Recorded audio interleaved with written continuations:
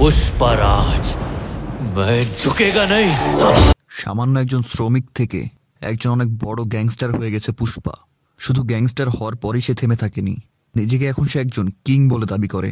আর তার কাজকর্মে প্রকাশ পায় যে সে একজন কিং, অর্থাৎ রাজার মতনই তার কাজকর্ম সব। পুষ্পা একটা সুইট নাম, মানুষ এই নাম শুনে মনে করতে পারে পুষ্পা একটা ফ্লাওয়ার, কিন্তু পুষ্পা নিজেকে ফ্লাওয়ার না, সে নিজেকে ফায়ার বলে দাবি করে।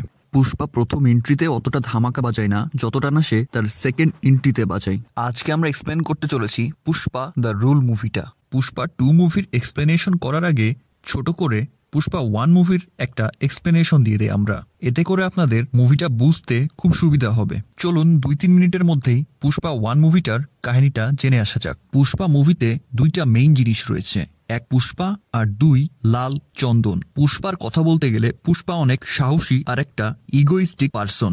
সে কারো সামনে মাথা ঝুঁকায় না, সবসময় মাথা উঁচু করে চলতে পছন্দ করে, সে কাউকে ভয় পায় না। এখন পুষ্পার বাবার 2টা স্ত্রী ছিল, প্রথম স্ত্রীর সাথে 2 সন্তান আর দ্বিতীয় স্ত্রী থেকে পুষ্পার বাবা তার মাকে কখনো বিয়ে করেনি, তাই পুষ্পার বাবার মৃত্যুর পর পুষ্পার বাকি 2 ভাই তাদেরকে তাদের পরিবারের একজন মানতে নারাজ। তাদের বাবার মৃত্যুর পর পুষ্পাকে তারা বাড়ি থেকে বের করে দেয়। এরপর থেকে পুষ্পা থাকতো তার মায়ের সাথে। বয়স হওয়ার পর থেকে পুষ্পা শ্রমিকের কাজ করত। আর পুষ্পার মধ্যে যেহেতু একটা অ্যাটিটিউড ছিল কারো সামনে না ঝুঁকার, আর এই কারণে তার অনেক মালিকই তাকে কাজ থেকে বের করে দিয়েছে। এখন অন্যদিকে আসা যাক, সেটা হলো লাল চন্দন। লাল চন্দন একটা অনেক দামি কাঠ, যেটা শুধু অন্ধ্রপ্রদেশের একটা জঙ্গলে হয়, আর শুধুমাত্র এই জঙ্গলেই লাল চন্দনের অনেক বেশি প্রোডাকশন হয়। লাল চন্দনের দামও অনেক, স্পেশালি চায়না আর জাপানে এর দাম প্রচুর। কিন্তু ইন্ডিয়ার মধ্যে এই লাল চন্দনের গাছ কাটা ইল্লিগাল, কিন্তু পুষ্পা মুভির মধ্যে দেখা যায় এই লাল চন্দনেরই বিজনেস করে অনেক লোক। অনেক মানুষই এই লাল চন্দনের গাছ কাটে আর ইল্লিগালি ইন্ডিয়ার বাইরে বিক্রি করে প্রচুর দামে। আর এই লাল চন্দনের সেলের কাজটাও তারা অনেক কেয়ারফুলি করে। যারা এই লাল চন্দনের বিজনেস করে তারা নিজের একটা গ্রুপ বানিয়ে রেখেছে, আর সেটার নাম হচ্ছে সিন্ডিকেট। আর যতগুলো সিন্ডিকেটের মেম্বার আছে তারা নিজেদের এলাকায় লাল চন্দন কাটে, আর কাটার পর সেটা মাঙ্গাল সিনু নামের একটা লোকের কাছে পৌঁছে দেয়। মাঙ্গাল সিনু সেই লাল চন্দন বাইরে বিক্রি করে দেয়। আসলে মাঙ্গাল সিনু এই সম্পূর্ণ সিন্ডিকেটের লিডার। মাঙ্গাল সিনু সিন্ডিকেটের মেম্বারদেরকে 1 টন লাল চন্দনের জন্য 50 লাখ টাকা দেয়। কিন্তু মাঙ্গাল সিনু এই লাল চন্দন সামনে আরো কিছু মানুষজনের কাছে বিক্রি করে, আর সেই লাল চন্দন বিক্রি করে প্রতি টন 1.5 কোটি টাকায়, অর্থাৎ সে প্রচুর পরিমাণে লাভ করে। আর সেই লাল চন্দন সেল করে মুরগানের কাছে, সে চেন্নাইয়ে থাকে। আর চেন্নাইয়ে থাকা মুরগান এই লাল চন্দনকে বাইরে বিক্রি করে দেয় ইন্টারন্যাশনালি। মাঙ্গাল সিনু শুধু সিন্ডিকেটের লিডারই না, সে অনেক ভয়ঙ্কর একটা লোক। কিন্তু সিন্ডিকেটের গ্রুপে তার মতো আরো একজন ভয়ঙ্কর লোক ছিল, যার নাম হচ্ছে গন্ডা রেড্ডি। সেও সিন্ডিকেটের একজন মেম্বার, আর সেও সিন্ডিকেটের বাকি সদস্যদের মতো মাঙ্গাল সিনুর কাছে মাল সাপ্লাই করে। আর আমাদের মুভির হিরো পুষ্পা, যে একজন শ্রমিক ছিল, সে ইন ফিউচার গন্ডা রেড্ডির জন্যই কাজ করা শুরু করে। এখন লাল চন্দন কাটা যেহেতু ইল্লিগাল, তাই পুলিশ যে কোনো সময় এদের উপরে রেড দিয়ে দেয়। আর অনেক শ্রমিকও লাল চন্দন কাটতে যেয়ে ধরা খায় পুলিশের কাছে, আর তারপরে তারা জেলে চলে যায়। পুষ্পার সাথেও ঠিক এমনই হয়েছিল, সে লাল চন্দন কাটতে যেয়ে পুলিশের কাছে ধরা খায়। আর ঠিক সেই সময় পুষ্পা তার বুদ্ধি ব্যবহার করে সকল শ্রমিককে এক করে আর লাল চন্দনকে পুলিশের হাত থেকে রক্ষা করে। পুষ্পার এমন বাহাদুরি দেখে গন্ডা রেড্ডি তাকে তার পার্টনার বানিয়ে নেয়। এরপর থেকেই পুষ্পা লাল চন্দনকে পুলিশের হাত থেকে বাঁচার জন্য বিভিন্ন ধরনের পদ্ধতি অবলম্বন করে আর লাল চন্দন পাচার করে। ঠিক এই সময় পুষ্পা জানতে পারে সিন্ডিকেটের লিডার মাঙ্গাল সোনু 1 টন লাল চন্দনের জন্য মাত্র 50 লাখ টাকা দেয়, যেখানে সে বিক্রি করে 1.5 কোটি টাকায়। পুষ্পা এই কথাটা সিন্ডিকেটের নেক্সট মিটিং এ উপস্থাপন করে। সেদিন মিটিং এ উপস্থিত ছিল সে এলাকার এমএলএ সিত্তাপ্পা। পুষ্পা এমএলএ কে বলে মাঙ্গাল সিনু সবাইকে ধোকার মধ্যে রাখে, আর সব থেকে বেশি পরিমাণ প্রফিট সে নিজেই খেয়ে ফেলে। ঘটনাটা বুঝতে পারার পর মাঙ্গাল সেনুকে লিডার থেকে সরিয়ে পুষ্পাকে সিন্ডিকেটের লিডার বানিয়ে দেয়। এরপর থেকেই পুষ্পা নিজের রাজত্ব শুরু করে। সে প্রচুর পরিমাণে টাকা আয় করে এই লাল চন্দন বিক্রি করে। কিন্তু ঠিক সেই সময় তার এরিয়ার এসপি চেঞ্জ হয়, আর নতুন এসপি ছিল প্রচুর অ্যাটিটিউড, তার নাম শেখাওয়াত। এসপি আসার পর পুষ্পা প্রথমে চলে যায় তার কাছে টাকা নিয়ে, যেন তাদের মধ্যে একটা সুসম্পর্ক বজায় থাকে। পুষ্পা এসপির কাছে যে তাকে টাকা তো দেয়, কিন্তু তাকে সম্মান দেয় না, যেটা এসপির গায়ে লেগে যায়, যার কারণে এসপি পুষ্পাকে অনেক অসম্মান করে। তাদের মাঝে একটা দ্বন্দ্বের সৃষ্টি হয়ে যায়। এরপর যেদিন পুষ্পার বিয়ে ছিল, সেদিন পুষ্পা বিয়ে শেষে যায় এসপির সাথে দেখা করতে, আর সে তার সকল কাপড় খুলে ফেলে আর বলে বিনা কাপড়ে শেখাওয়াত কিছুই না, তার পাওয়ার আছে শুধুমাত্র তার পোশাকের কারণে। আর পুষ্পা একটা ব্র্যান্ড, সে পোশাক পরলেও তার পাওয়ার আছে, পোশাক না পরলেও তার পাওয়ার আছে। আর ঠিক তখনই শেখাওয়াত ওয়াদা করে যে সে পুষ্পার কাছ থেকে রিভেঞ্জ নিয়েই ছাড়বে। আর এখানে শেষ হয়ে যায় পুষ্পা 1 মুভি। আর এরপরে শুরু হয় পুষ্পা 2 মুভি। মুভির শুরুই হয় জাপান থেকে। একটা শিপে করে কিছু অজানা কন্টেইনার জাপানের পোর্টে এসে ভিড়ে, আর সেই কন্টেইনার গুলোর মধ্যেই ছিল লাল চন্দনের কাঠ। আর সেই লাল চন্দনের সাথে সাথে কন্টেনারের ভিতরে পুষ্পাও ছিল। পুষ্পাকে দেখার পরই জাপানিরা তার হাত আর পা বেঁধে ফেলে। সেখানে জাপানিদের সাথে পুষ্পার অনেক ফাইট হয়। ফাইট চলাকালীন সময় জানা যায় আসলে জাপানিরা লাল চন্দন তাদের কাছে রাখছিল, কিন্তু টাকা পেমেন্ট করছিল না পুষ্পাকে, যার কারণে পুষ্পা নিজেই চলে এসেছে জাপানে তার টাকা নিতে। এখানে জাপানিদের সাথে পুষ্পার অনেক কঠিন একটা ফাইট হয়, কিন্তু ফাইটের শেষ পর্যায়ে পুষ্পার বুকে গুলি লেগে যায় আর পুষ্পা নদীতে পড়ে যায়। ঠিক সেই সময়ই পুষ্পার ঘুম ভাঙে। আসলে এটা একটা স্বপ্ন ছিল। পরের সিনে দেখা যায় পুষ্পা এখন সিন্ডিকেট মেম্বার থেকে সিন্ডিকেটের প্রেসিডেন্ট হয়ে গেছে। অর্থাৎ লাল চন্দন এখন কোথা থেকে আসবে আর কার কার কাছে শিপ করা হবে, এই সব ডিসিশন না এখন পুষ্পা। পুরো লাল চন্দনের ব্যবসাটাই তার কন্ট্রোলে এখন। পুষ্পা তো এখানে নিজের রাজত্ব করছিল, কিন্তু তার আগে থেকে কিছু শত্রু রয়ে গেছে। তার সব শত্রুর মধ্যে প্রথম শত্রু হলো শেখাওয়াত, অর্থাৎ পুলিশ অফিসার শেখাওয়াত। পুষ্পা মুভির ফার্স্ট পার্টে শেখাওয়াতকে পুষ্পা জামা কাপড় খুলিয়ে দৌড়িয়েছিল, যার কারণে শেখাওয়াতের মনের মধ্যে একটা রাগ জমে আছে পুষ্পার জন্য। শেখাওয়াতের এতটা অসম্মান হওয়ার কারণে সে এখন বদলা নেওয়ার জন্য যে কোনো কিছু করতে রাজি আছে। শেখাওয়াতের জীবনের একটাই মূল লক্ষ্য, সে পুষ্পাকে সাজা দিবে। পুষ্পা শ্রমিকরা যখন লাল চন্দন কাটার জন্য জঙ্গলের দিকে যাচ্ছিল, তখন ছদ্মবেশে পুলিশ অফিসার শেখাওয়াতও তাদের মাঝে ঢুকে যায়। জঙ্গলে যে লাল চন্দনের গাছ কাটার পর তার প্ল্যান মোতাবেক সে সবগুলো শ্রমিককে অ্যারেস্ট করে ফেলেছিল। শেখাওয়াত জঙ্গলে থাকা সবগুলো শ্রমিককে প্রচুর পরিমাণে মারে আর জঙ্গলের সেই 230 জন শ্রমিককে জেলে ভরে দেয়। এদের মধ্যে একটা শ্রমিকের আবার সেদিন বিয়ে ছিল। তার উদ্দেশ্য ছিল সে দিনের বেলা পুষ্পার জন্য চন্দন কাটতে যাবে আর রাতে ফিরে এসে বিয়ে করবে, কিন্তু বিয়ে করার আগেই সে অ্যারেস্ট হয়ে যায়। সেই শ্রমিকের অ্যারেস্টের কথা শুনে শ্রমিকের পরিবারের লোকজন অনেক কান্নাকাটি শুরু করে। তখন সেই শ্রমিকের হবু বউ বলে যে পুষ্পা যাবে সেই শ্রমিককে ছাড়াতে। তখন তাদের পরিবার বলে যে সামান্য একটা মজদুরের জন্য পুষ্পা বাড়ি থেকে উঠে পুলিশ স্টেশনে যাবে তাকে ছাড়াতে। আসলেও ঠিক তাই হয়। ঠিক তখন এন্ট্রি হয় পুষ্পার। সে পুলিশ স্টেশনে চলে যায় তার দলবল সহ। পুলিশ স্টেশনে পুষ্পা পৌঁছানোর পর সে দেখে সেখানে শেখাওয়াত উপস্থিত ছিল না, কিন্তু সেই থানার ইন্সপেক্টর সেখানে ছিল। পুষ্পা আসলে পুলিশ স্টেশনে সবগুলো শ্রমিককে নিতে আসেনি, সে নিতে এসেছিল মাত্র একটা শ্রমিককে, যার বিয়ে ছিল আজকে। আসলে পুষ্পা তার আন্ডারে যতগুলো শ্রমিক আছে সবার ব্যাপারে অনেক কেয়ারফুল, কারো কোনো ক্ষতি হতে দিতে চায় না পুষ্পা। সবাইকে তার নিজের ছোট ভাইয়ের মতো দেখে। পুষ্পা পুলিশ স্টেশন থেকে সিনু অর্থাৎ যেই শ্রমিকের বিয়ে তাকে নিয়ে যেতে চায়। নিয়ে যাওয়ার সময় দেখে সেই শ্রমিকের গায়ে অনেক আঘাতের দাগ। বিষয়টা দেখে পুষ্পা একটু রেগে যায়। সে দৌড়ে ঢুকে পড়ে কারাগারের মধ্যে আর চেক করতে থাকে তার শ্রমিকদের বডি। সে দেখে প্রত্যেকটা শ্রমিককেই মারা হয়েছে প্রচুর পরিমাণে। একজন শ্রমিকের তো হাতের মধ্যে গুলিও চালিয়ে দেওয়া হয়েছে। বিষয়টা দেখে পুষ্পা অনেক রেগে যায়। আসলে পুষ্পার সব শ্রমিককে জঙ্গলের মধ্যে শেখাওয়াত মারে। শেখাওয়াত পুষ্পার সাথে পূর্ব শত্রুতার জেরে এই কাজটা করে। পুষ্পা তখন ইন্সপেক্টরকে বলে যে এই লোকদের উপরে শেখাওয়াত স্যার হাত উঠিয়েছে, তার মানে সে পুষ্পার গায়ে হাত তুলেছে। তাই সে এখন থানা থেকে তার সবগুলো অর্থাৎ 230 জন শ্রমিককেই নিয়ে যাচ্ছে। কথাটা শুনে ইন্সপেক্টর বলে আপনি যদি আপনার সব শ্রমিককেই থানা থেকে নিয়ে যান তাহলে আমাদের চাকরি চলে যাবে, এদের সবার নামে এফআইআর তৈরি করা হয়ে গেছে। পুষ্পা তখন বলে তোমার আজকের তারিখ থেকে রিটায়ারমেন্ট পর্যন্ত তুমি যত টাকা পাইতা ঘুষ সহ সবগুলো টাকা আমি তোমাদেরকে দিতে যাচ্ছি। মনে করো আজকে তোমাদের রিটায়ারমেন্ট ডে। পুষ্পা সেই সকল পুলিশ অফিসারদের রিটায়ারমেন্ট করে দেয়। আর শেখাওয়াত স্যার যখন পুলিশ স্টেশনে পৌঁছায় তখন দেখে পুরো পুলিশ স্টেশন ফাঁকা পড়ে আছে, না আছে কোনো শ্রমিক, না আছে কোনো পুলিশ অফিসার। শেখাওয়াত দেখে বুঝতে পারে যে সবাইকে পুষ্পা কিনে নিয়েছে। পুষ্পা এভাবে ইলিগাল কাজ তো করে অনেক, কিন্তু সে তার শ্রমিকদের অনেক খেয়াল রাখে, কারণ সে নিজেও একজন একটা শ্রমিক ছিল এক সময়। সে শ্রমিক থেকেই ধীরে ধীরে বড় হয়েছে, তাই সে কখনোই শ্রমিকদের আঘাত লাগতে দেয় না। আর তার লাইফের আর একটা ইম্পর্টেন্ট জিনিস হলো তার বউ। তার বউয়ের সে সব কথা শুনে। এর পরের সিনে দেখা যায় তার পরের দিন পুষ্পার ওয়াইফ শ্রীবাল্লি মন্দিরে গেছে পূজা করতে। সেই মন্দিরে সেই সময় উপস্থিত ছিল পুষ্পার সৎ ভাই মুরলি।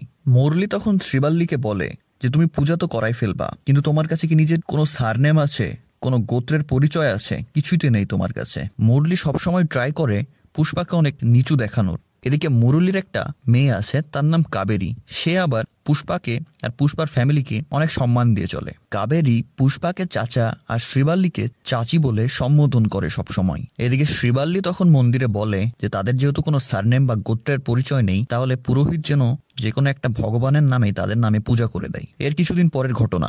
পুষ্পা যাচ্ছিল সেদিন সিএম এর বাসায়। তখন পুষ্পার ওয়াইফ শ্রীবাল্লি বলে যে সিএম এর বাসায় যেহেতু যাচ্ছ তাহলে সিএম এর সাথে একটা ছবি তুলে নিয়ে এসো, বাসায় ফ্রেম করে রাখবো আমরা অনেক বড় করে। পুষ্পা তার ওয়াইফকে ওয়াদা করে যে ঠিক আছে, সে সিএম এর সাথে ছবি তুলে নিয়ে এসে তাকে দিবে। কিন্তু সিএম এর বাসায় যাওয়ার পর উল্টা ঘটনা ঘটে যায়। পুষ্পা যেহেতু সিন্ডিকেটের প্রেসিডেন্ট এখন, তাই সে ফান্ডিং দেয় পলিটিক্যাল সব নেতাদেরকে।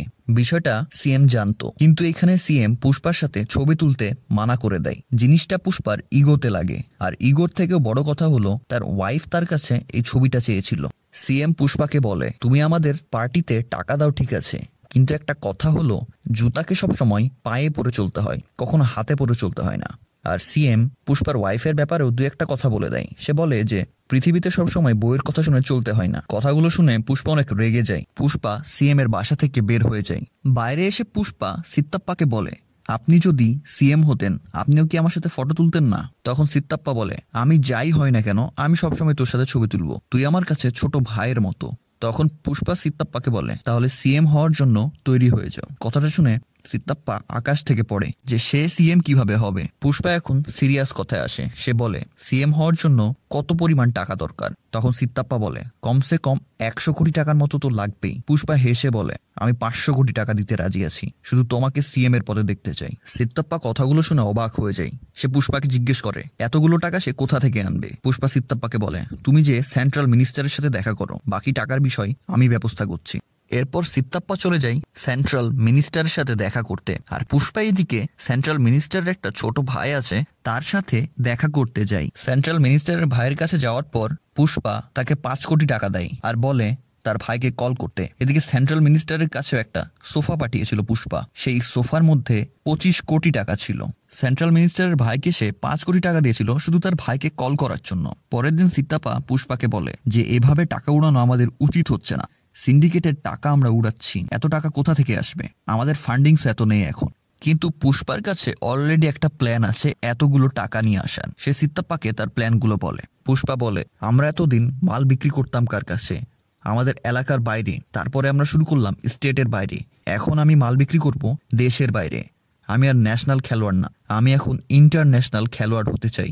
অর্থাৎ পুষ্পা ডিল করবে ডাইরেক্ট বাইরের দেশের সাথে। লাল চন্দনের ডিল প্রথমে সে করত মুরগানের সাথে, যে তাকে 1 টনের জন্য 1.5 কোটি টাকা দিত। কিন্তু সে যদি ইন্টারন্যাশনালি এই ডিলগুলো কমপ্লিট করে তাহলে সে 1 টনের জন্য প্রায় 2.5 কোটি টাকা পাবে। তাই বেশি দেরি না করে পুষ্পা ডাইরেক্ট চলে যায় বাইরের দেশে ডিল করতে। সেখানে সে দেখা করে অনেক বড় একটা বিজনেসম্যানের সাথে।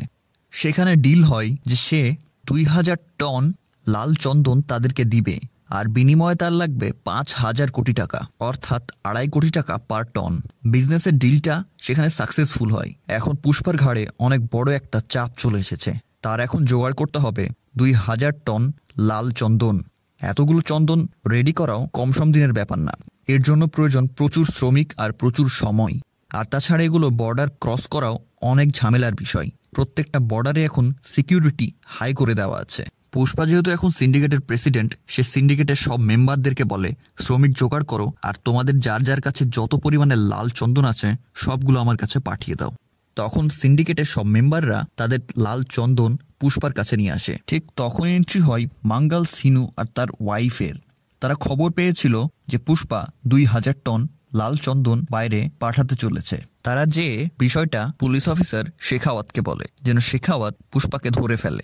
মাঙ্গাল সিনু শেখাওয়াতকে যে এটাও বলে যে সে যেন সিন্ডিকেটের মেম্বারদেরকে ভয় দেখায়, তাদের উপরে নির্যাতন করে, যেন সিন্ডিকেটের মেম্বাররা ভয় পেয়ে পুষ্পার জন্য কাজ করা ছেড়ে দেয়। আসলে মাঙ্গাল সিনু নিজেই সিন্ডিকেটের প্রেসিডেন্ট হতে চায়। আর তাছাড়াও মাঙ্গাল সিনুর শালাকে পুষ্পা প্রথম মুভিতে মেরে ফেলেছিল, তাই তার উপরে মাঙ্গাল সিনুর একটা আগে থেকে রাগ রয়েছে। শেখাওয়াত এই ঘটনাগুলো জানার পর সঙ্গে সঙ্গে সবগুলো চেকপোস্টে পুলিশ অফিসার পাঠিয়ে দেয়। চেকপোস্টে ঠিক সেই সময় লালচন্দনের একটা গাড়ি পৌঁছায়। শেখাওয়াত দ্বিতীয়বার ভাবে না, সে সঙ্গে সঙ্গে সেই গাড়িতে গুলি করে আগুন ধরিয়ে দেয়। সাথে সাথে সিন্ডিকেটের একটা মেম্বার যখন সেখানে পৌঁছায়, শেখাওয়াত দ্বিতীয়বার না ভেবেই তাকে মেরে ফেলে। কিন্তু মাঙ্গাল সিনু চাচ্ছিল সে যেন সিন্ডিকেটের মেম্বারদেরকে শুধুমাত্র ভয় দেখায়, মেরে ফেলতে মাঙ্গাল সিনু কখনোই বলেনি তাদেরকে। তখন শেখাওয়াত বলে যে তার ভয় দেখানোর সিস্টেমটা একটু আলাদা। আমি যেহেতু সিন্ডিকেটের একটা মেম্বারকে মেরে ফেলেছি, তাই সিন্ডিকেটের বাকি সদস্যরাও স্মাগলিং করার জন্য কিছুটা ভয় পেয়ে যাবে। তো যেই লোকের মৃত্যু হয় তার শ্রদ্ধাঞ্জলিতে সিন্ডিকেটের সব মেম্বাররাই আসে, শুধু পুষ্পা বাদে। ঠিক সেই সময় সিত্তাপ্পাও আসে শ্রদ্ধাঞ্জলিতে। তখন মাঙ্গল সিনু সিত্তাপ্পাকে বলে যে শেখাওয়াত আর পুষ্পার মধ্যে যদি বন্ধুত্ব সুলভ সম্পর্ক না থাকে তাহলে তাদের বিজনেসের জন্য এটা একটা অনেক বড় বাধা। শেখাওয়াত ডেইলি এভাবে সিন্ডিকেটের একটা একটা করে মেম্বারকে মারতে থাকবে, আর এভাবেই যদি চলতে থাকে তাহলে পুষ্পাকেই প্রেসিডেন্টের পদ থেকে সরিয়ে দেওয়া উচিত। সিত্তাপ্পা এটা হতে দিতে পারে না, কারণ সে ইন ফিউচার সিএম এর পদে যাবে পুষ্পার মাধ্যমেই। তাই সিত্তাপ্পা ডাইরেক্ট চলে যায় পুলিশ অফিসার শেখাওয়াতের কাছে। সিত্তাপ্পা শেখাওয়াতের কাছে যাওয়ার পর তাকে ঘুষ দেওয়ার চেষ্টা করে। সে বলে সে শেখাওয়াতকে 10 কোটি টাকা দিতে রাজি আছে, তার আর পুষ্পার মধ্যকার দ্বন্দ্ব যেন থেমে যায় এখানেই। কিন্তু শেখাওয়াত তার কথায় রাজি হয় না। সে বলে সেই দিন রাতে পুষ্পা আমাকে জামা কাপড় খুলিয়ে দৌড়িয়েছিল, সেই কথা আমি কোনোদিনও ভুলতে পারবো না। শেখাওয়াত সিত্তাপ্পাকে বলে আপনি যদি বাইরের একটা প্রস্টিটিউটকে 1 লাখ টাকা দেন তাহলে সেও কাপড় খুলতে রাজি হবে, আর আমি কাপড় খুলেছি সেদিন পুষ্পার সামনে, তাই আমাকে 10 কোটি টাকা দিতে যাচ্ছেন, তার মানে আমি সব থেকে বড় প্রস্টিটিউট এই দুনিয়ার, তাই না? শেখাওয়াত তখন সিত্তাপ্পাকে বলে আপনাকে যদি এখন কাপড় খুলতে বলা হয় আপনি খুলবেন? সিত্তাপ্পা রেগে যায়, কিন্তু তার কিছুক্ষণ পরই সিত্তাপ্পা তার সকল পোশাক খুলে ফেলে। সিত্তাপ্পা বলে যে রাজনীতিতে আমি আছি 20 বছর ধরে, এভাবে কাপড় খুলে খুলে আমি রাজনীতি করে বেড়াচ্ছি। সিত্তাপ্পা শেখাওয়াতকে একটা ডিল দেয়। সে বলে পুষ্পা যদি তোকে সরি বলে তাহলে কি তোদের দুজনের মধ্যেকার এই দ্বন্দ্ব থেমে যাবে? শেখাওয়াত হাসতে শুরু করে। সে বলে পুষ্পা আমাকে সরি বলবে, পুষ্পা যদি সরি বলে আমাকে তাহলে আমি সব কিছু ঠিক করে দিতে রাজি আছি, আর কখনোই তার বিজনেসে ঝামেলা করব না আমি। শেখাওয়াত বলে অনেক বড় একটা পার্টির ব্যবস্থা করো যেখানে সবাই উপস্থিত থাকবে, সবার সামনে পুষ্পা আমাকে সরি বলবে। এখন পুষ্পার কানে খবর আসে যে তাকে নাকি শেখাওয়াতকে সরি বলতে হবে। পার্টির দিন চলে আসে। পার্টির দিন সবাই উপস্থিত ছিল, সকল সিন্ডিকেট মেম্বাররা সেখানে ছিল। সবাই দেখতে এসেছিল যে পুষ্পা শেখাওয়াতকে সরি বলে না কি ঘটনা ঘটে সেখানে, কারণ পুষ্পা আজ পর্যন্ত কখনো ঝুঁকেনি। তাহলে কি সে শেষ পর্যন্ত শেখাওয়াতের সামনে ঝুঁকে যাবে আর তাকে সরি বলবে? পুষ্পার ইগো কি এতটাই কম হয়ে গেল? সিত্তাপ্পা পুষ্পাকে বলে যে সরি বলতে হবে শেখাওয়াতকে। পুষ্পার ওয়াইফ শ্রীবল্লী সেও বলে যেগুলো তো সিন্ডিকেটের ভালোর জন্যই করতে চাচ্ছে সিত্তাপ্পা, তাই না? তার উচিত শেখাওয়াতকে সরি বলে দেওয়া, এতে তাদের বিজনেসেরই ভালো হবে। ওয়াইফের কথা শুনে পুষ্পার কিছু বলে না, সে চলে যায় শেখাওয়াতের কাছে সরি বলার উদ্দেশ্যে। সেদিন সে অনেক নেশায় মগ্ন ছিল, প্রচুর পরিমাণে মদ খেয়েছিল, সে ঠিকমতো দাঁড়াতে পর্যন্ত পারছিল না। পার্টিতে উপস্থিত হয় পুষ্পা সরি বলার জন্য। পার্টিতে পৌঁছানোর পর পুষ্পা সবার সামনে শেখাওয়াতকে সরি বলে। বিষয়টা দেখে শেখাওয়াত অনেক খুশি হয়ে যায়। এমনকি শেখাওয়াত পুষ্পার সরি বলাটা রেকর্ড পর্যন্ত করিয়ে নিয়েছিল রেডিওতে, আর সেইটা পুষ্পার সামনে বাজিয়ে তাকে এক প্রকার টিজ করছিল বলা যায়। সিন্ডিকেটের সব মেম্বার অবাক হয়ে যায় যে পুষ্পার মতো লোক সরি বলে ফেললো। পুষ্পা সেখান থেকে উঠে চলে যায়। সে যখন বাসায় ব্যাগ যাচ্ছিল তার গাড়িতে করে, পথিমধ্যে তার অনেক অবাক লাগে যে সে কেন সরি বলল, সে এতটা নিচে নেমে গেল কিভাবে, সে কিভাবে একজন পুলিশ অফিসারের সামনে ঝুঁকে গেল। পুষ্পার নিজের কাছে এত লজ্জা লাগছিল যে সে আয়নায় নিজের চেহারাটা পর্যন্ত দেখতে পারছিল না। পুষ্পার প্রচুর পরিমাণে রাগ উঠে যায়। সে রাস্তার মাঝখানেই তার ওয়াইফ আর তার লোকদেরকে থামিয়ে দেয়, আর সে গাড়ি ঘুরিয়ে ডাইরেক্ট চলে যায় সেই পার্টিতে। আবার পুলিশ অফিসার শেখাওয়াত সেই সময় পার্টি থেকে বের হচ্ছিল। পুষ্পা এসে ডাইরেক্ট শেখাওয়াতের গাড়িতে ধাক্কা দেয়, আর শেখাওয়াত পড়ে যায় সুইমিং পুলে। ঠিক তখনই দেখা যায় পুষ্পা গাড়ি থেকে নেমে সুইমিং পুলে হিসু করছে, একদম শেখাওয়াতের পাশে দাঁড়িয়ে। শেখাওয়াত একদম শকের মধ্যে ছিল যে এত দ্রুত এগুলো কিভাবে হলো, আর সে সুইমিং পুলে বা কিভাবে পড়ে গেল, আর পুষ্পা এবার তার পাশে দাঁড়িয়ে হিসু করছে কেন। পুষ্পা তখন শেখাওয়াতকে বলে সে একটা ব্র্যান্ড, সে কারো সামনে ঝুঁকে না। এখানে শেখাওয়াতের আরো অনেক বড় বেইজ্জতি হয়ে যায়, তাও আবার সবার সামনে। তখন সবার সামনে পুষ্পা শেখাওয়াতকে চ্যালেঞ্জ করে যে 2000 টন লাল চন্দন সে দেশের বাইরে পার করবে, আর একটা লাল চন্দনের কাঠও যদি শেখাওয়াত ধরতে পারে তাহলে পুষ্পা সিন্ডিকেটের প্রেসিডেন্টের কাজ ছেড়ে আবারও শ্রমিক হয়ে যাবে, সে শ্রমিকের কাজ করা শুরু করবে। কথাটা শুনে শেখাওয়াতের অনেক রাগ উঠে যায়। সে পুষ্পার দেওয়া চ্যালেঞ্জ অ্যাকসেপ্ট করে। পরের দিন থেকে শেখাওয়াত চেকপোস্টগুলোতে সিকিউরিটি বাড়িয়ে দেয়। যতগুলো বাইরে যাওয়ার রাস্তা ছিল সবগুলো সিকিউরিটি প্রচুর পরিমাণে সে বাড়িয়ে দেয়। একটা চেকপোস্ট ছিল ব্রিজে, সেখানে তখন শেখাওয়াত ছিল। হঠাৎ সে ব্রিজের নিচে তাকিয়ে দেখতে পাই নদীতে তেমন পানি নেই, অর্থাৎ পানি কমে গেছে আর নদী শুকিয়ে গেছে। তখন শেখাওয়াত বুঝতে পারে যে ব্রিজ দিয়ে কোনো লাল চন্দন পাচার হবে না, পাচার হবে এখন ডাইরেক্ট নদী দিয়ে, কারণ নদী দিয়েই তো ট্রাক যাওয়া আসা করতে পারবে, ব্রিজের কি প্রয়োজন। শেখাওয়াতের চিন্তাভাবনাও ঠিকই ছিল, পুষ্পা আসলেই নদী দিয়ে তার ট্রাকগুলোকে পাচার করছিল। পুলিশের জিপ অনেক ট্রাই করে লাল চন্দনের ট্রাকগুলোকে ধরার, কিন্তু পুষ্পার প্ল্যানের সামনে তারা বারবারই ব্যর্থ হয়। কিছু কিছু পুলিশের গাড়ির সামনে হাতি ছেড়ে দেয়, কিছু পুলিশের গাড়ির সামনে ট্রাক ছেড়ে দিয়ে ব্রিজ ব্লক করে দেয়, কিন্তু শেখাওয়াত থামার বান্দা নয়। সে পথিমধ্যে দেখতে পায় গরুর গাড়ি, সে গরুর গাড়ি দিয়ে রাস্তা ব্লক করে দেয় আর একা একটা শটগান নিয়ে দাঁড়িয়ে থাকে। যেই মুহূর্তে পুষ্পার লাল চন্দনের ট্রাক আসে সেই সময় সে গুলি করা শুরু করে তার ট্রাকের দিকে। পুষ্পার অ্যাসিস্ট্যান্ট তখন পুষ্পাকে কল করে বলে যে শেখাওয়াত তাদের সামনে দাঁড়িয়ে আছে, তারা এখন কি করবে, আর তাদের দিকে গুলিও করছে।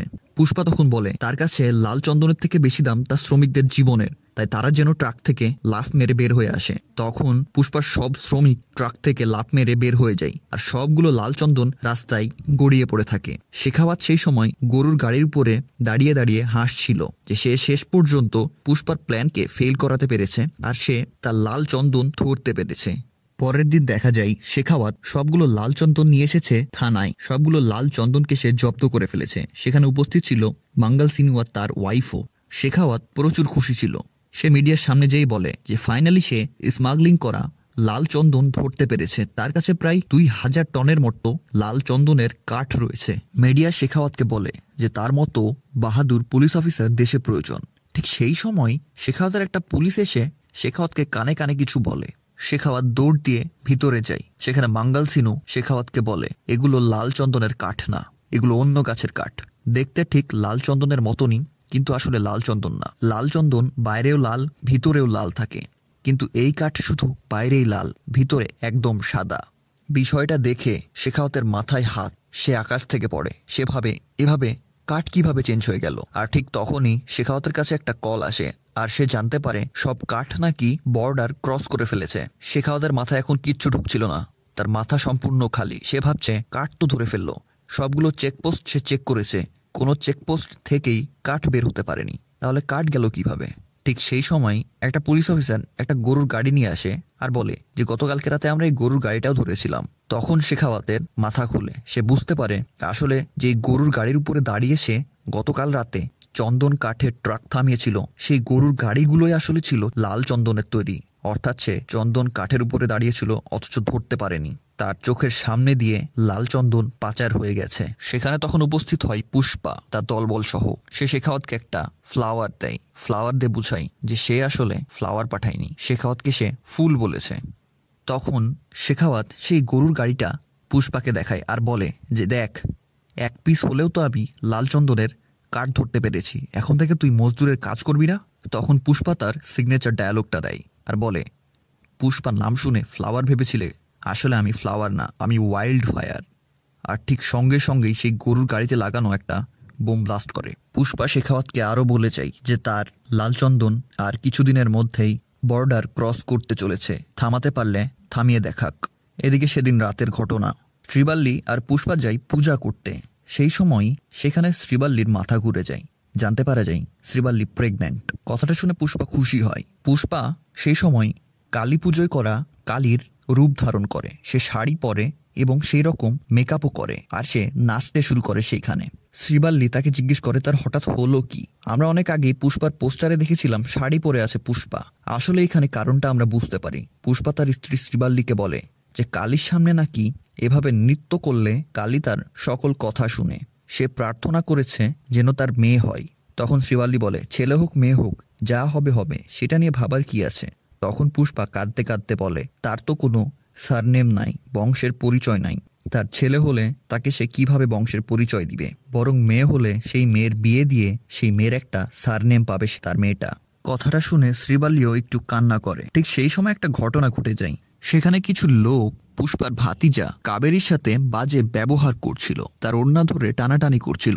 বিষয়টা পুষ্পার একদমই ভালো লাগে না, আর পুষ্পা কখনোই মেয়েদেরকে ডিসরেসপেক্ট করে না। পুষ্পা তখন সেই লোকগুলোর সাথে ফাইট করা শুরু করে দেয়, তাদেরকে একটা একটা করে মারতে থাকে। এই অ্যাকশন সিনগুলো ছিল অনেক অসাধারণ। ঠিক তখনই সেখানে পুষ্পার ভাই চলে আসে, মুরলি। সে বলে যে পুষ্পা তুমি যদি এগুলো করেও থাকো তাও তুমি কখনো তোমার বাপের নাম পাবে না, তোমার গোত্রের পরিচয় তুমি কখনোই পাবে না আমার কাছ থেকে। তোমার কি মনে হচ্ছে তুমি আমাদেরই একজন হয়ে যাবে? তা আমি কখনোই হতে দেব না। শ্রীবাল্লি যখন মুরলির মুখ থেকে এই কথাগুলো শুনে তখন সে রেগে যায়।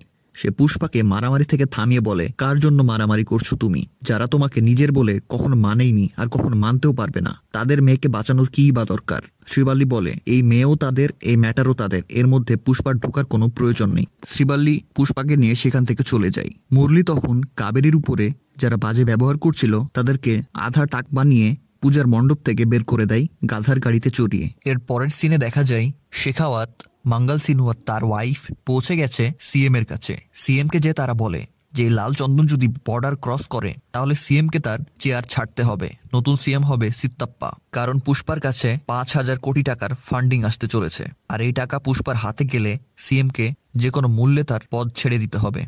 তখন সিএম শেখাওয়াতকে আদেশ দেয় যেন সে এই লাল চন্দনগুলোকে বর্ডার ক্রস করা থেকে থামায়।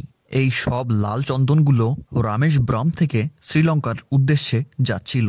আর রামেশব্রাম থেকে শ্রীলঙ্কার দূরত্ব মাত্র 18 কিলোমিটার। ভাবার সিং শেখাওয়াত সেখানে পৌঁছে তো যায়, কিন্তু সে লাল চন্দনের স্পিড বোটগুলোকে ধরতে পারে না। আর সেই স্পিড বোটগুলো শ্রীলঙ্কাতে চলে যায় বর্ডার ক্রস করে। আর এই সবগুলো লাল চন্দন ছিল নৌকার নিচে লাগানো, যার কারণে এগুলোকে চোখেও দেখা যাচ্ছিল না। আর ইজিলি এই নৌকাগুলো বর্ডার ক্রস করে ফেলে। মাল ডেলিভারি হয়ে যাওয়ার পর প্রচুর পরিমাণে টাকা আসে, 5,000 কোটি টাকা। এত পরিমাণে টাকা দেখে পুষ্পা অনেক খুশি হয়ে যায়। সে এমএলএ কে 500 কোটি টাকা দেওয়ার কথা বলেছিল, আর সবগুলো এমএলএর কাছেই পুষ্পা টাকা পাঠিয়ে দেয়। অর্থাৎ সবগুলো এমএলএ কে পুষ্পা কিনে ফেলেছিল, আর সবাই এখন তারই আন্ডারে। এদিকে ভাবার সিং শেখাওয়াতের অবস্থা একদমই খারাপ, কারণ তার হাতে এখন কিছুই নেই। মিডিয়ার সামনে তো সে বলে দিয়েছে 2,000 টন লাল চন্দন আছে তার কাছে, কিন্তু তার কাছে তো আছে সামান্য নর্মাল কিছু কাঠ। এখন তার ট্রান্সফার হওয়া তো একদমই শিওর এখান থেকে, কারণ তার কাছে এখন সরকারও নেই। সিত্তাপ্পা নতুন পিএম হতে চলেছে। তাছাড়াও বাকি সরকাররাও পুষ্পারই কথা শুনে এখন। ভাবার সিং শেখাওয়াত তখন ছিল নকল লাল চন্দনের গোডাউনে। সেখানে আসে তার একটা পুলিশ অফিসার। সে এসে জিজ্ঞেস করে, তখন শেখাওয়াত বলে যে এইখানে 2টা কাঠে আগুন ধরিয়েছে আমি, দেখে কি বোঝা যাচ্ছে এটা কি কাঠ? তখন পুলিশ অফিসার বলে, না স্যার। শেখাওয়াত বলে, এগুলো লাল চন্দনের কাঠ। শেখাওয়াত আরও বলে যে আগুন লাগার পর সবই ছাই হয়ে যায়, কোনো পার্থক্য নাই কোনটা লাল চন্দন আর কোনটা নর্মাল কাঠ। সেখানে শেখাওয়াত সবগুলো লাল চন্দনে পেট্রোল ঢেলে দেয় আর আগুন ধরিয়ে দেয়। শেখাওয়াত সে গোডাউন ছেড়ে যায় না, আর সেখানে অনেক বড় একটা ব্লাস্ট হয়। যতদূর ধারণা করা যায় সেই ব্লাস্টের সাথে সাথে শেখাওয়াত মারা যায়, কিন্তু শেখাওয়াতের ডেড বডি বা মৃত্যু দেখানো হয় না সেখানে।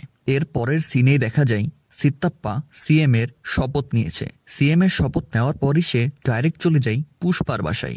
আর দিনটা ছিল 24শে জুলাই। সিত্তাপ্পা সিএম হয়েছে শুধুমাত্র পুষ্পার কারণে, কারণ পুষ্পা সবগুলো এমএলএ কে টাকা দিয়ে কিনে নিয়েছে। আর পুষ্পা আগে ওয়াদা করেছিল যে 24শে জুলাই তার বাসায় সিএম আসবে, এসে তার সাথে খাওয়া দাওয়া করবে আর ছবি তুলবে। আর ঠিক সেই দিনই 24শে জুলাই সিত্তাপ্পা পুষ্পার বাসায় যায়। সিত্তাপ্পা পুষ্পার বাসায় যে খাওয়া দাওয়া করে আর ছবি তুলে। সেই সময় সিত্তাপ্পা শ্রীবাল্লিকে বলে যে তোমার একটা ছবির কারণে আমি এখন সিএম হয়েছি। আসলে 24 তারিখে ছিল শ্রীবাল্লির বার্থডে, আর পুষ্পা শ্রীবাল্লির বার্থডেতে এই ছবিটাই গিফট দিতে চেয়েছিল সিএম এর সাথে, তাই সে সিএমই চেঞ্জ করে দিয়েছে। আর এখন সিএম তার বাসায় এসে তার সাথে খাওয়া দাওয়া করছে আর ছবি তুলছে।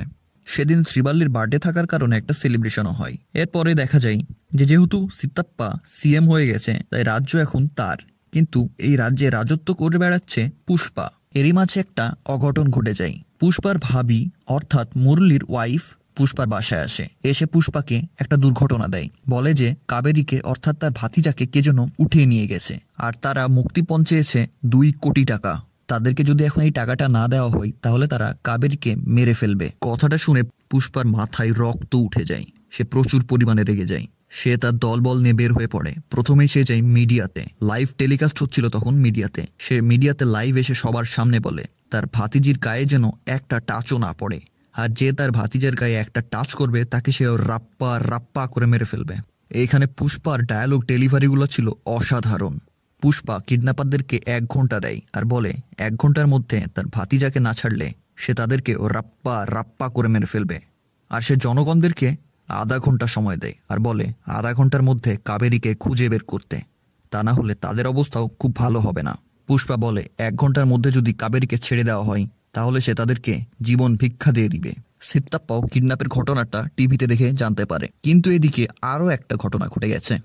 আসলে কাবেরীকে যে কিডন্যাপ করেছে তারা ছিল সেই পূজার মণ্ডপে কাবেরীকে টিজ করা সেই ছেলেগুলো। আর এই ছেলেটা আর কেউ না, সে হচ্ছে সেন্ট্রাল মিনিস্টারের ভাইয়ের ছেলে, অর্থাৎ সেন্ট্রাল মিনিস্টারের ভাতিজা। সেন্ট্রাল মিনিস্টার সিত্তাপ্পার মাধ্যমে পুষ্পাকে কল করায় আর বলে যে ছেলে কিডন্যাপ করেছে সে হচ্ছে সেন্ট্রাল মিনিস্টারের ভাতিজা, তাই তার গায়ে যেন একটা আঁচড়ও না পড়ে। সে তার ভাতিজার সাথে দ্রুতই কথা বলবে আর কাবেরীকেও ছাড়িয়ে নিবে। এর মধ্যে পুষ্পার আসার কোনো প্রয়োজন নেই। ইভেন তার ভাতিজা যদি কাবেরীর সাথে কোনো খারাপ কাজও করে তাও যেন পুষ্পা তাকে কিছু না করে। আসলে এই ছেলের ক্যারেক্টারও খুব ভালো না। আসলে সে কিছুদিন আগে একটা রেপের কেসের কারণে জেলে গিয়েছিল, তবে সেন্ট্রাল মিনিস্টারের ভাতিজা হওয়ার কারণে জেল থেকে বের হয়ে যায়। তখন পুষ্পা বলে, সেন্ট্রাল মিনিস্টার হোক আর যেই হোক আমি কেয়ার করি না, এমনকি আমি এখন সিত্তাপ্পার কথা গুনি না, আমার এখন দরকার কাবেরী।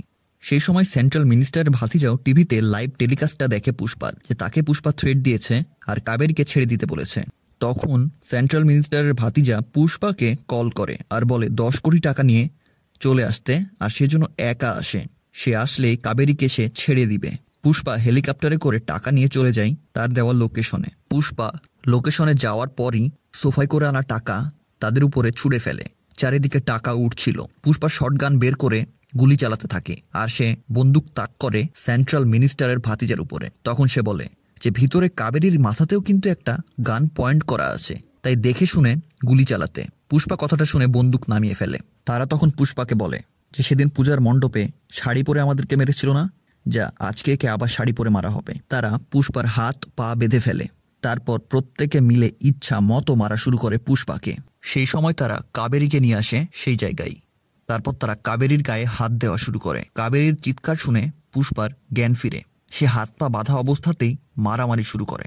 সে তার দাঁত দিয়ে প্রত্যেকটা মানুষকে মারা শুরু করে। আর তামিল মুভিতে যেহেতু ফাইট করার সময় মানুষ উড়ে, এখানেও ঠিক সুপারম্যানের মতো পুষ্পা উঠতে শুরু করেছিল আর সে তার দাঁত দিয়ে একটা একটা করে মানুষকে মারা শুরু করেছিল। পুষ্পার প্রচুর রাগ উঠে গেছিল। সেই সময় মারামারির এক পর্যায়ে একজনের চাকু লেগে পুষ্পার হাতের দড়ি ছিঁড়ে যায়। এখন পুষ্পা ফ্রি, আর তার হাত খোলা মাত্রই পুষ্পা আরও ভয়ঙ্কর হয়ে ওঠে। এই অ্যাকশন সিনটা প্রচুর সুন্দর ছিল। সেই সময় সেখানে দ্রুত উপস্থিত হয়ে যায় সেন্ট্রাল মিনিস্টারের ভাই। সে সেখানে যে পুষ্পাকে থামানোর চেষ্টা করে। সে সেখানেই সেন্ট্রাল মিনিস্টারের ভাই আর ভাতিজা 2 জনকেই মেরে ফেলে। বিষয়টা শুনতে পেরে সেন্ট্রাল মিনিস্টার পুরোদমে পাগল হয়ে যায়। পুষ্পা এরপরে কাবেরীকে নিয়ে সেখান থেকে চলে যায়। তার কিছুদিন পরের ঘটনা, পুষ্পার ভাই মুরলি আসে পুষ্পার বাসায়। মুরলি এসে সেখানে ক্ষমা চেতে।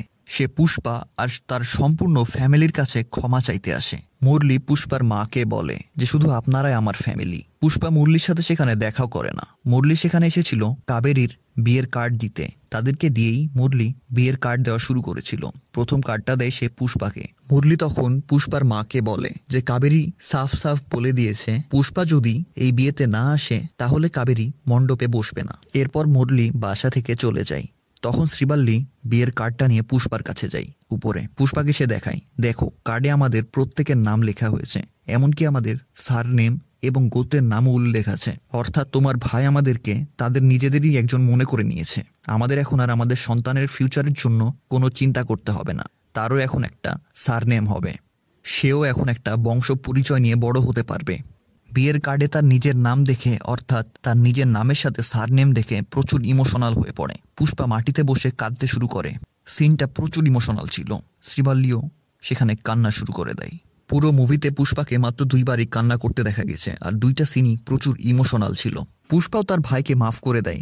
আর ঠিক কিছুদিন পরই কাবেরীর বিয়েতে পুষ্পা উপস্থিত হয়। মুরলিও অনেক খুশি হয় পুষ্পাকে বিয়েতে আসতে দেখে। তাদের পারিবারিক দ্বন্দ্বও এখন মিটে গেছে। এদিকে সেন্ট্রাল মিনিস্টারের বাসায় উল্টা ঘটনা। তার বাসায় 2টা লোক মারা গেছে, মিনিস্টারের ভাই আর মিনিস্টারের ভাতিজা। মিনিস্টারের বাসায় সেদিন একটা মানুষ আসে। সে একটা পার্সেল দেয়। পার্সেলে ছিল কিছু ফুল, আর তার উপর একটা লোগো জাতীয় কিছু ছিল, কঙ্কালের মাথার মতো। ঠিক সেম একটা ফ্লাওয়ার কাবেরীর বিয়েতেও দেওয়া হয়েছিল, আর সেই ফ্লাওয়ারেও একই রকমের কঙ্কালের মাথার মতো লোগো ছিল। আর সেইটা ছিল একটা বম। কিছু দূরেই একটা পাহাড়ে একটা লোককে দাঁড়িয়ে থাকতে দেখা যায়। সে সুইচে টিপা মাত্রই বমটা ব্লাস্ট করে, অর্থাৎ কাবেরীর বিয়েতে একটা বম ব্লাস্ট হয়। এখন এই লোকটা কে ছিল সেটা বোঝা যায় না, আর এই বম ব্লাস্ট হয়েছে কোথায়, সেন্ট্রাল মিনিস্টারের বাসায় নাকি পুষ্পার বাসায় সেটাও বোঝা যায় না, কারণ দুই জায়গাতেই সেম ফ্লাওয়ার দেওয়া হয়েছিল। এখন মুভির শেষে দেখানো হয় যে পুষ্পা 3 দ্য র্যাম্পেজ আসতে চলেছে। হয়তো সেই মুভিতে আমরা জানতে পারবো যে কি হতে চলেছে পুষ্পার সাথে। এছাড়াও পুলিশ অফিসার শেখাওয়াত মারা গেছে কিনা সেটাও কিন্তু ক্লিয়ার হওয়া যায়নি। তাই পুষ্পা 3-তে আরো বড় ধামাকা আসতে চলেছে। প্রচুর এন্টারটেইনমেন্টে ভরপুর ছিল পুষ্পা 2। মুভিটা আপনাদের কেমন লেগেছে আর আমার এই এক্সপ্লেনেশনটা কেমন লেগেছে আমাদেরকে কমেন্টে জানাবেন। ভিডিও ভালো লেগে থাকলে লাইক দিয়ে যাবেন আর সাবস্ক্রাইব করতে ভুলবেন না। নতুন নতুন ভিডিও পাওয়ার জন্য চ্যানেল সাবস্ক্রাইব করে আমাদের পাশেই থাকুন আর নিচে কমেন্টে জানান কেমন লেগেছে আপনাদের মুভিটি। বিদায়, শীঘ্রই দেখা হবে নতুন কোনো মুভির এক্সপ্লেনেশনে। নিজের খেয়াল রাখবেন, ভালো থাকবেন।